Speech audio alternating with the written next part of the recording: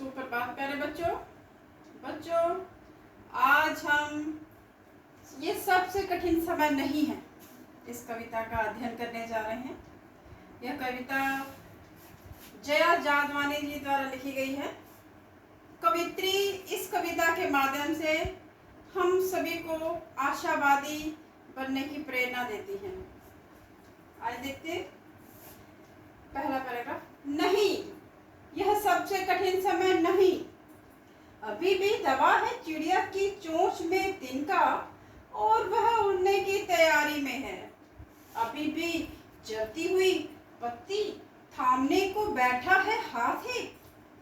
अभी भी भीड़ है स्टेशन पर, अभी भी एक रेलगाड़ी जाती है गंतव्य तक। जहाँ कोई कर रहा होगा प्रतीक्षा, अभी भी कहता है कोई किसी को जल्दी आ जाओ कि अब सूरज डूबने का वक्त हो गया है।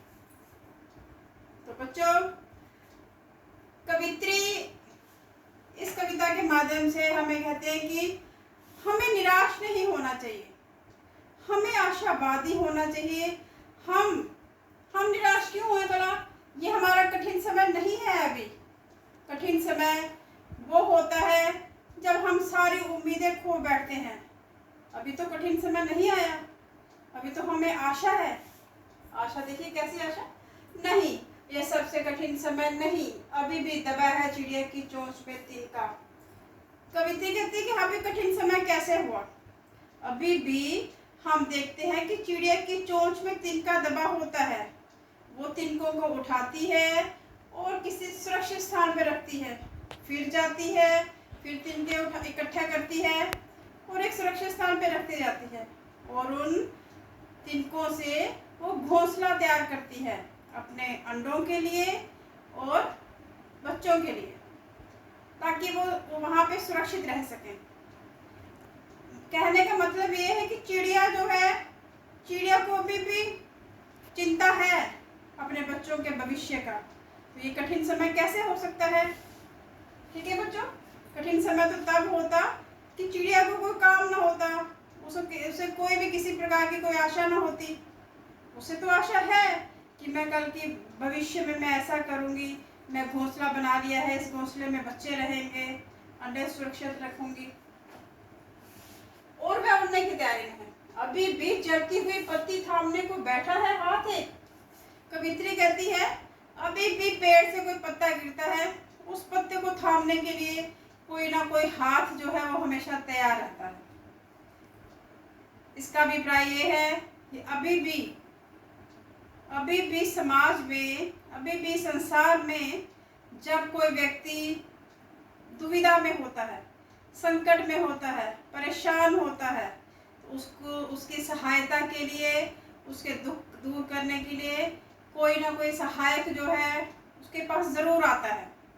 ठीक है ना? ऐसा थोड़ा ना कि इस दुनिया से जो मददगार हैं वो खत्म ही हो गए हैं। माना कि आज स्थिति बदल गई है, लेकिन नैतिक मूल्य भी बिल्कुल खत्म नहीं हुए। अभी भी भीड़ है स्टेशन पर, अभी भी एक रेलगाड़ी जाती है गंतव्य तक, जहां कोई कर रहा होगा प्रतीक्षा। कवित्री कहती है अभी भी रेलवे स्टेशन पर देखो तो भीड़ लगी रहती है, हर कोई अपने अपने गंतव्य तक। बच्चों, गंतव्य होता है डेस्टिनेशन, या जहां हमने जाना हो उस जगह कहते हैं। ठीक है, गंतव्य क्या हो गया? जहां हम जाया जाए, जो हमने लक्ष्य निर्धारित किया हो कि हमने जहाँ पे जाना है। जैसे रेलवे स्टेशन से हम जा रहे हैं, पंजाब से दिल्ली जाना है, तो आपका गंतव्य क्या हो गया? दिल्ली।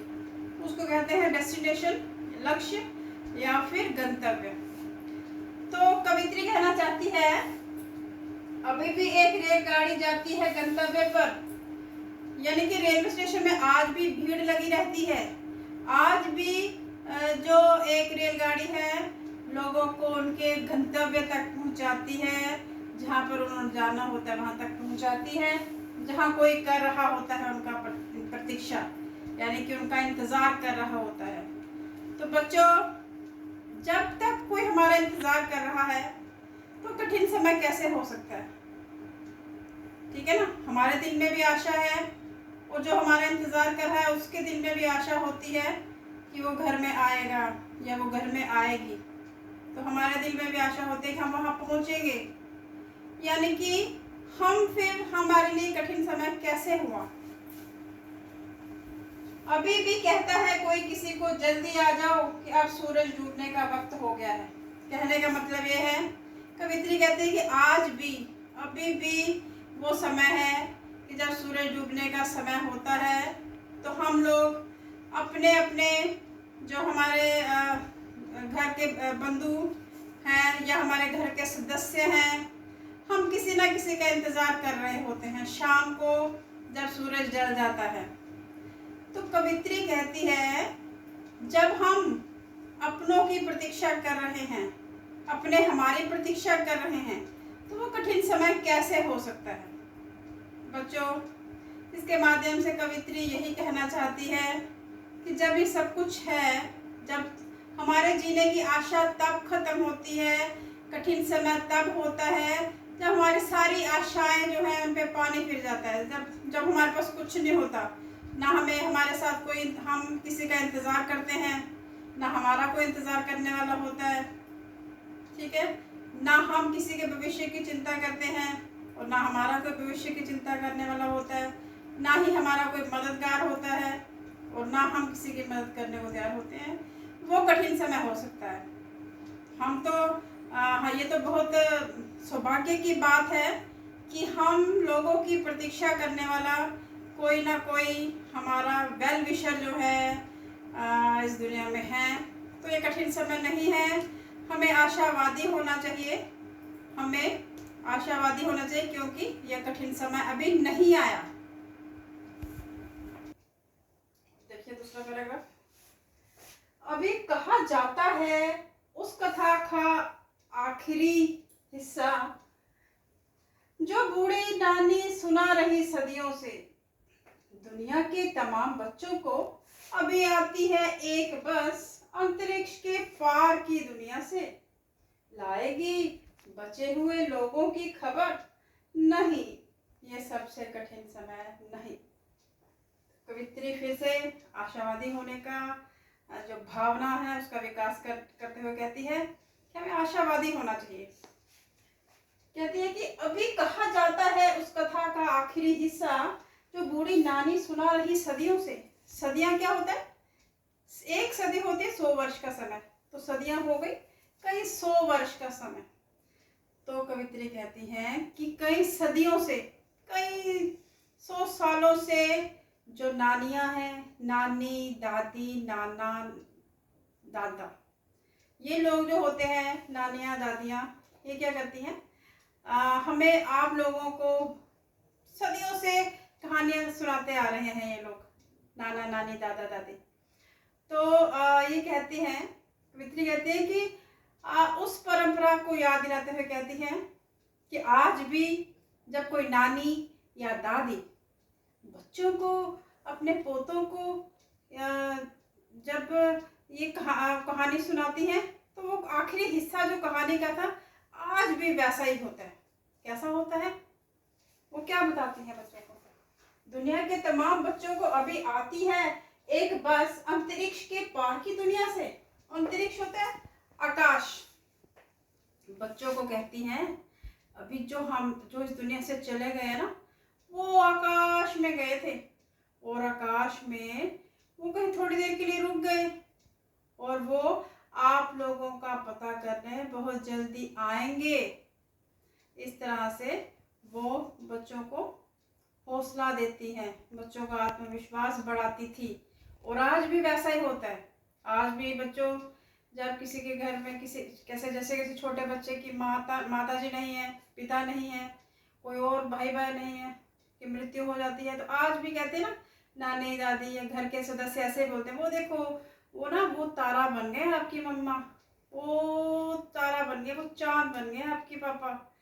तो इस तरह से वो आपको क्या करते हैं, प्रोत्साहित करते हैं, आपको आशावादी बनाते हैं ताकि आप निराश ना हो। ठीक है, तो कवित्री कहती है कि आज भी हमारी नानी या दादी पुरानी सदियों से जो कहानी सुनाती थी आज भी ऐसे ही करती हैं। आज भी कहती हैं कि वो लोग जो इस दुनिया से चले गए हैं वो किसी कारणवश वहां रुक गए थे आकाश में, और एक दिन एक बस आएगी जिसमें वो बैठ के सभी आएंगे और आप सबका हाल चाल पूछेंगे, हमारा हाल चाल पूछने आएंगे। ठीक है, अंतरिक्ष के पार की दुनिया से लाएगी बचे हुए लोगों की खबर। नहीं, ये सबसे कठिन समय नहीं, तो वो हमारे खबर लेने आएंगे और अपने बारे में भी सुनाएंगे कि वो कैसे रहे, उन्होंने कैसे दिन बिताए वहाँ पे, और हमारे बारे में भी वो हमारा भी हालचाल पूछेंगे। तो कवित्री कहती है तो ये कठिन समय कैसे हो सकता है जब संसार में हर कोई आशावादी है, हमें कोई ना कोई आशा है, तो हम निराश नहीं हो सकते। हम जो है अभी भी ये कठिन समय नहीं है जब हम निराश नहीं है, कोई एक भी आशा जो है वो बची हुई है, इसका मतलब है कि ये कठिन समय नहीं है। कठिन समय वो होगा जब हम बिल्कुल हताश होंगे, बिल्कुल निराश होंगे, हमारा कोई इंतज़ार करने वाला नहीं होगा, हमें कोई किसी प्रकार की आशा नहीं होगी, तो वही कठिन समय होगा। बच्चों, आशा है आपको यह कविता समझ आ गई होगी। किसी भी प्रकार की शंका हो तो आप संपर्क स्थापित कीजिए। धन्यवाद।